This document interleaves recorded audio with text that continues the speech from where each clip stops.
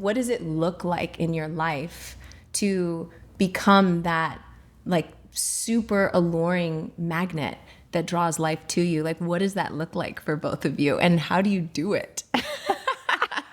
I think it's really good to start with some kind of devastation. I think that's like the way to begin Just any crack good it adventure.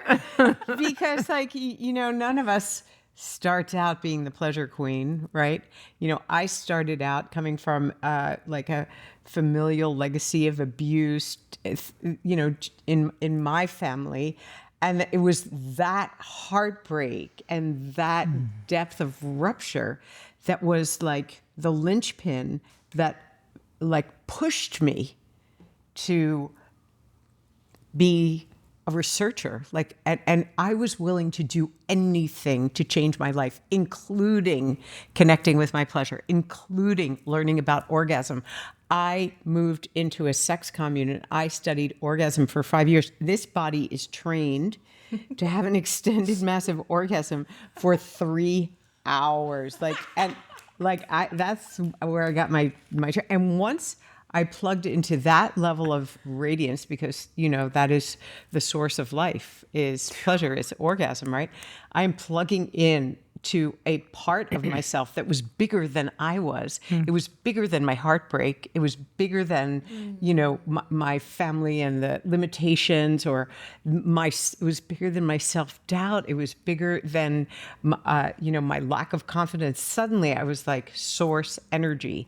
And that eternal part lives inside every human being.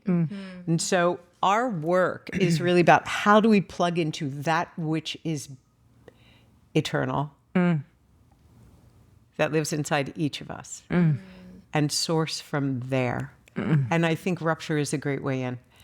Yeah, and really, like when you're sort of just comfortable, you're not really reaching for a lot, but when you're devastated, like you're on your hands and knees looking up at God, like, please, I need help. Yeah. Like I need any kind of help. Yeah.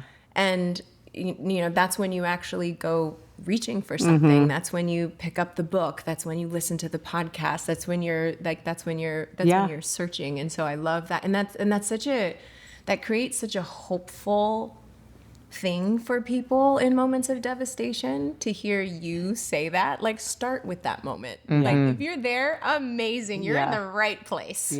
But then the searching leads you inside of yourself. That pleasure is sourced inside of you. And that was the big transformation for me, is that even, being on Broadway, I became, world class at moving my body and using my voice in a way that made other people want me. But I did not know my own want. And so it wasn't until I discovered this work that I was able to reclaim that desire as my own, and to honor my desires as divinely inspired. Like, I had said it, even in teaching meditation, because, Ziva has always been mindfulness, meditation, and manifesting. And I would say, like, your desires are divinely inspired, but there's a different level of visceral reclamation that happens when you even reclaim your, like, primal,